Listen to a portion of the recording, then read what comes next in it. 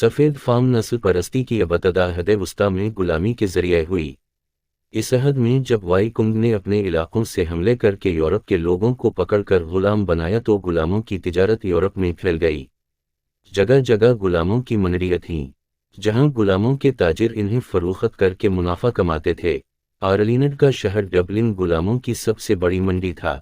اس نے یورپ کے معاشرے کو مالک اور غلام میں تقسیم کر دیا۔ سفید فام غلامی کا یہ سلسلہ رومی سلطنت میں بھی جاری رہا۔ جب جولیس سیزر نے جرمن قبائل اور فرانس کے گال سے جنگیں کی تو شکست دینے کے بعد ہزاروں کی تعداد میں غلام بنا کر روم میں لے آیا۔ سیزر نے ان جنگوں کے حالات پر اپنی کمنٹری دی ہے۔ اس کا کہنا ہے کہ یہ قبائل بہادری اور شجاعت میں بڑھ کر تھے۔ ان کی زندگی سادہ تھی۔ سردیوں میں یہ بدن پر کھال لپیٹ لیتے تھے، جبکہ ان کے ٹانگوں کے لیے کوئی لباس نہیں ہوتا تھا۔ سردیوں میں بھی یہ نہر کے ٹھنڈے پانی میں نہاتے تھے۔ ان کے قبائل میں اتحاد تھا اور شادی بیاہ بھی یہ آپس ہی میں کرتے تھے۔ اس طرح یہ لوگ اپنی نسل کو خالص رکھتے تھے۔ ان کی تعریف کرتے ہوئے وہ لکھتا ہے کہ یہ لمبے قد کے تھے، جسمانی طور پر یہ طاقتور تھے، لڑنے میں نڈر تھے، لیکن انہیں شکست اس لیے ہوئی کہ رومی فوج ان کے مقابلے میں تربیت یافتہ تھی اور اس کے جنگی حربوں کے سامنے یہ ناکام ہوئے۔ ٹاسیٹس ٹیسیٹس نے جرمن قبائل پر ایک کتاب لکھی تھی۔ اس میں اس نے ان کی رہائش، روزمرہ کی زندگی اور ان کی عادات کے بارے میں لکھا ہے۔ اس کا کہنا ہے کہ یہ جرمن قبائل جب جنگ کا وقت آتا تھا تو میدان جنگ میں برہنہ ہو کر جاتے تھے، اپنے جسم کی حفاظت کے لیے کوئی طریقہ اختیار نہیں کرتے تھے۔ ان کے گھر چھوٹی جھونپڑیاں ہوتی تھیں۔ ان کی عورتیں گھریلو کام کرتی تھیں اور جب امن کا زمانہ ہوتا تھا تو مرد سو کر یا بیکار رہتے ہوئے اپنا وقت گزارتے تھے۔ ٹاسیٹس کی یہ کتاب جدید جرمنی میں قوم پرستی کا نظریہ بنانے میں مددگار ہوئی، کیونکہ اس میں خالص جرمن نسل کا تصور ہے جس میں کسی دوسری نسل سے کوئی رابطہ نہیں ہے۔ ان کی بہادری اور جنگ سے بے خوفی جدید جرمن قوم کے لیے رہنمائی کا باعث بنی۔ جب 1492 حمزہ میں اندلس سے مسلمانوں کو نکالا گیا تو انہوں نے شمالی افریقہ میں مراکش، الجزائر اور تیونس میں پناہ لی۔ ان میں سے ایک گروہ نے انتقام لینے کے لیے سمندر میں قزاقی شروع کی۔ یہ اسپین، فرانس، اٹلی اور یونان کے ساحلی علاقوں پر حملہ کر کے وہاں کے باشندوں کو غلام بنا کر لے آتا تھا۔ تیونس ان کا مرکز تھا۔ یا تو انہیں فروخت کر دیا جاتا تھا یا تاوان دے کر انہیں رہائی مل جاتی تھی۔ سفید فام نسل کی تاریخ میں اس وقت تبدیلی آئی جب یورپ میں رینیسانس اور ریفارمیشن نے سیاسی اور سماجی طور پر یورپی معاشرے کو بدلا۔ یورپی تاجرانہ کمپنیوں نے ایشیا اور افریقہ میں تجارت شروع کی، جنہوں نے بعد میں ان ملکوں میں سیاسی تسلط کی بنیاد ڈالی۔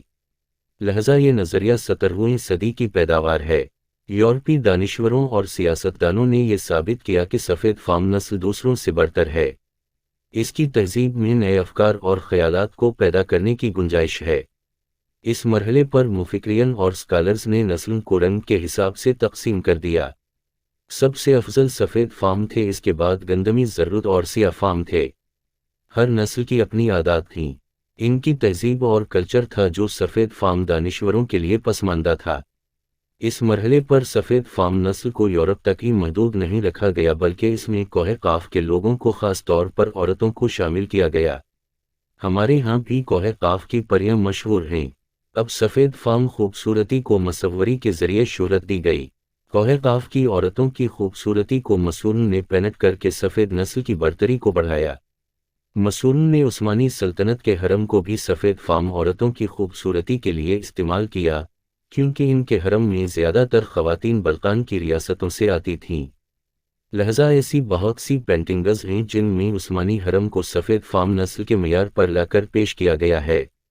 سفید فام نسل کی خوبصورتی کو ایک اور نئی شکل دی گئی جب جرمنی کے ایک آرٹ کے ماہر ونکلمن نے، جو مجسموں کو دیکھ کر ان کے بارے میں اپنی رائے دے دیتا تھا کہ یہ کس حد کے ہیں اور کس نے انہیں تراشا ہے، پوپ نے اسے ویٹیکن میں مجسموں کا انچارج بنا دیا تھا۔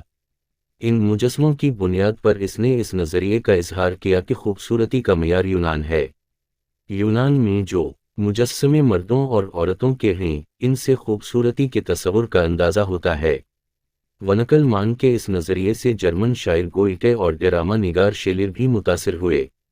لہذا اب دوسری نسل کی خوبصورتی کو یونان کی خوبصورتی سے مقابلہ کر کے دیکھا گیا۔ سفید فام نسل پرستی نے سائنس کا بھی سہارا لیا۔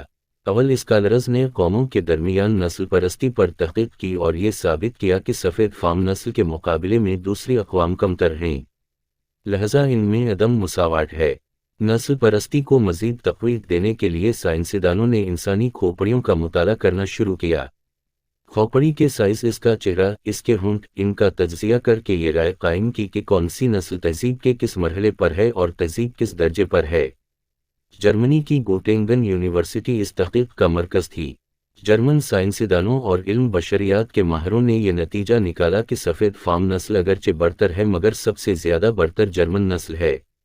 نسل پرستی کے اس نظریے نے جرمن میں فاشزم کو پیدا کیا اور جرمن قوم دوسری اقوام سے بھی برتر ہو کر علیحدہ ہو گئی۔ نسل پرستی کا یہ نظریہ امریکہ میں بھی پھیلا۔ یہاں اینگلو سیکسن نسل کو سب سے افضل قرار دیا گیا۔ امریکی صدر تھامس جیفرسن، شاعر ایمرسن اور امریکی صدر روزویلٹ نے اینگلو سیکسن کی حمایت میں مضامین بھی لکھے اور تقاریر بھی کیں، لیکن اینگلو سیکسن کے اس نظریے نے ان مفلس، غریب اور بے گھر سفید فام لوگوں کو اپنے میں شامل نہیں کیا۔ ان کے بارے میں یہ کہا گیا کہ یہ لوگ ذہنی اور جسمانی طور پر پسماندہ ہیں اور اس قابل نہیں ہیں کہ انہیں اشرافیہ میں شامل کیا جائے۔ امریکہ میں اینگلو سیکسن کی برتری کو قائم رکھنے کے لیے مشرقی یورپ، جرمنی، اسپین اور اٹلی کے سفید فام مہاجرین کو بھی اس میں شامل نہیں کیا گیا۔ مزید اپنے تسلط کو برقرار رکھنے کے لیے امیگریشن پر پابندیاں لگائی گئیں تاکہ دوسرے ملکوں کے لوگ نہ آ سکیں۔ سفید فام نسل پرستی کا نظریہ آج بھی موجود ہے۔ امریکہ میں اس کو اس وقت چیلنج کیا گیا جب افریقہ سے غلاموں کو یہاں لا کر ان سے محنت اور مشقت کرائی گئی۔ اس نسلی تضاد نے امریکی معاشرے کو دو ٹکڑوں میں تقسیم کر رکھا ہے۔ اگرچہ وقت کے ساتھ صورتحال بدل رہی ہے کیونکہ ایک بڑی تعداد میں ایشیا، افریقہ اور جنوبی امریکہ کے مہاجرین امریکہ میں آباد ہو چکے ہیں، اور اینگلو سیکسن کا نظریہ اگرچہ موجود ہے مگر اس میں وہ توانائی نہیں کہ جو دوسری اقوام کو اپنا ماتحت بنا سکے۔